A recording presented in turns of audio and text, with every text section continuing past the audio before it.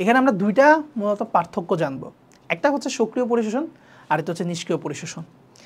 তো আমাদের যতগুলো ফিজিওলজিক্যাল প্রসেস আছে সবগুলো ফিজিওলজিক্যাল প্রসেসের ম্যাক্সিমামই আসলে সক্রিয় প্রক্রিয়া। সক্রিয় প্রক্রিয়া ব্যাপারটা কি?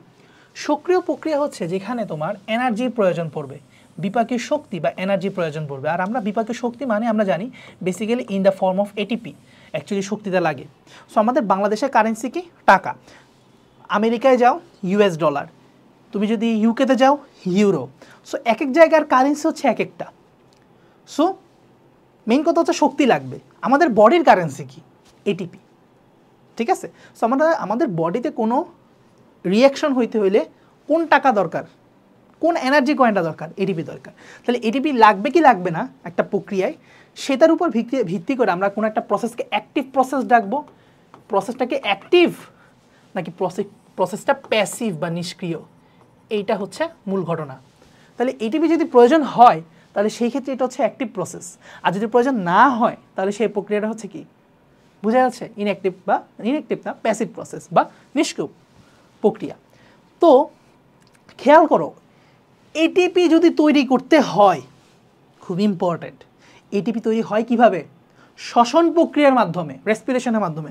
তাহলে আমার শ্বসন হার বাড়বে কি না? কারণ আমার এটিপি তৈরি করতে গেলে আমার শ্বসন করা লাগবে বা রেসপিরেশন করা লাগবে, তাহলে রেসপিরেশনের রেটটা বেড়ে যাবে। বাট এখানে আমার শ্বসনের দরকার পড়তেছে না, কারণ হচ্ছে আমার এটিপির দরকার পড়তেছে না। তো আলটিমেটলি শ্বসন হার স্বাভাবিক থাকবে, কোনো বাড়াবাড়ি নাই। ক্লিয়ার? এখন আসো, এই ক্ষেত্রে আয়ন বাহকের দরকার পড়বে, কিন্তু এই ক্ষেত্রে কোনো আয়ন বাহকের দরকার পড়বে না। দেখো, ধরো এখান থেকে এখানে, ধরো সে টু সে তুমি আছো হচ্ছে পুরান ঢাকা, তোমার যাইতে হবে ধরো সে টু সে উত্তরা, একদম ঢাকার ওই মাথা থেকে এই মাথা।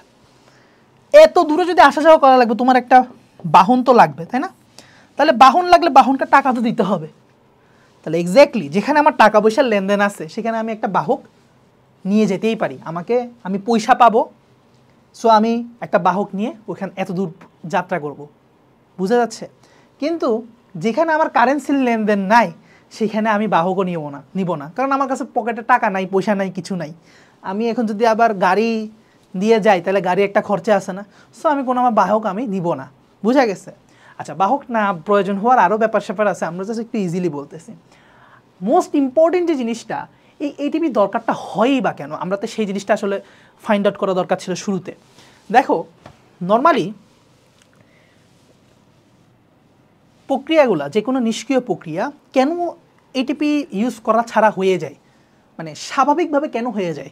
কারণ হচ্ছে এরা ঘনত্বের নতিমাত্রার অনুকূলে থাকে। কথাটা খুব গম্ভীর হয়ে গেল, তাই না? একটু লিখে নেও,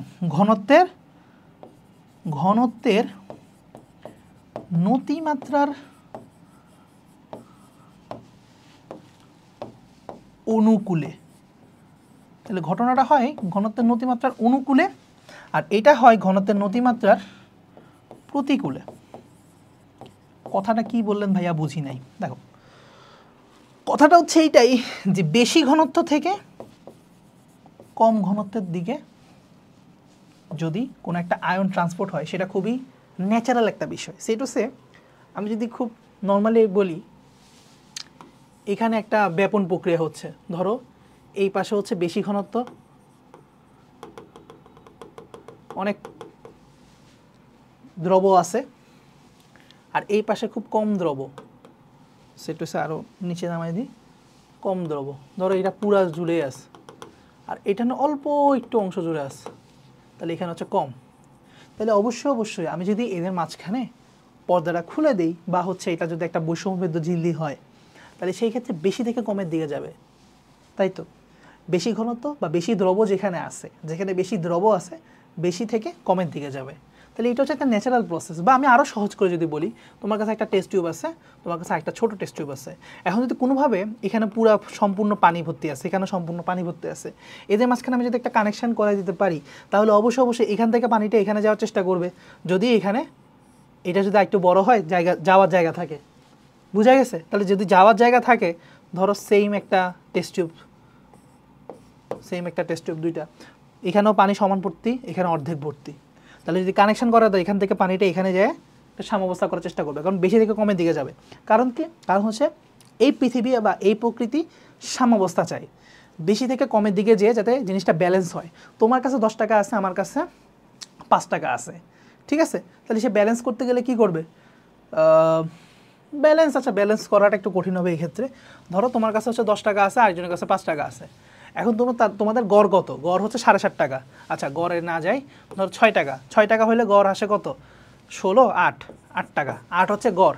তাহলে সে কি করবে? সে হচ্ছে 2টা মাইনাস করে দিবে, অর্থাৎ 2 টাকা তাকে দিয়ে দিবে। তাকে দিয়ে দিলে 2 টাকা কি হবে? 8 হয়ে যাবে। তাহলে তার কাছেও 8 টাকা, তার কাছেও 8 টাকা। তাহলে প্রকৃতি এমন চায়। এটা অনেকটা বলা যায় কমিউনিজম ব্যাপার স্যাপার, মানে সব কিছু সমান সমান থাকবে এই সমাজে সব কিছু। তো এটা প্রকৃতি চায় আর কি, সাম্যাবস্থা। তো যার কারণে এই প্রসেসটার জন্য ন্যাচারাল প্রসেস, ঘনত্বের নতিমাত্রা, নতিমাত্রা মানে কি? বেশি থেকে কমের দিকে যাবে, যে এটাই হচ্ছে নতিমাত্রা। নতিমাত্রা মানে কি? একটা ঢালু এরিয়া, এখানে বেশি এখানে কম, তাহলে বেশি থেকে কমের দিকেই অবশ্যই গড়ায় আসবে জিনিসটা। সো এটাই বোঝানো হয় যে ঘনত্বের নতিমাত্রার অনুকূলে হচ্ছে ব্যাপারটা, বেশি থেকে কমের দিকে। সো এই জন্য এই প্রসেসের জন্য কোনো এটিপির প্রয়োজন দরকার নাই।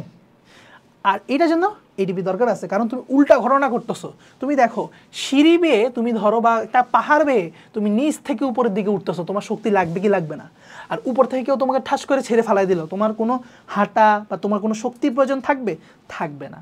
তাহলে একটা পাহাড়ের ঢালু থেকে যদি উপর থেকে ছেড়ে ফেলে দেন হয়তো নতিমাত্রার অনুকূলে বেশি থেকে কমের দিকে, তোমার কোনো শক্তি দরকার পড়বে না, এটিপি দরকার পড়বে না। কিন্তু তুমি যদি নিচ থেকে উপরের দিকে যাও, অর্থাৎ কম ঘনত্বের দ্রবণ থেকে আমার যদি বেশি ঘনত্বের দ্রবণে কোনো একটা আয়ন ট্রান্সফার করতে হয়, অবশ্যই আমার শক্তি লাগবে। যেমন পাহাড়ের নিচ থেকে যদি আমি উপরের দিকে উঠি, আমার অবশ্যই শক্তি লাগবে।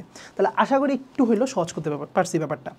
আর মনে রাখবা, যেহেতু এখানে শ্বসন করাতে হয়, তাহলে এখানে একটা এনজাইমের ভূমিকা থাকবে। এনজাইমের ভূমিকা থাকবে, যেখানে এখানে শ্বসন হয় না, শ্বসন দরকার পড়বে না, তাহলে এনজাইমের এখানে কোনো ভূমিকাও নাই। অ্যানায়ন এবং ক্যাটায়নের শোষণটা যেহেতু আমি অ্যাক্টিভ প্রসেস, টাকা দিয়ে কাজ করতেছি, টাকা দিয়ে কাজ করলে দ্রুত কাজ উদ্ধার হয়। অ্যানায়ন ক্যাটায়ন একই সাথে সংগঠিত হবে, আর এটা একই সাথে সংগঠিত হবে না, আগে অ্যানায়ন আসবে তারপর ক্যাটায়ন আসবে, এরকম। বুঝা গেছে? তাহলে আশা করি এই পার্থক্যটা তোমরা পারবা, এটা তোমাদের লাগবে।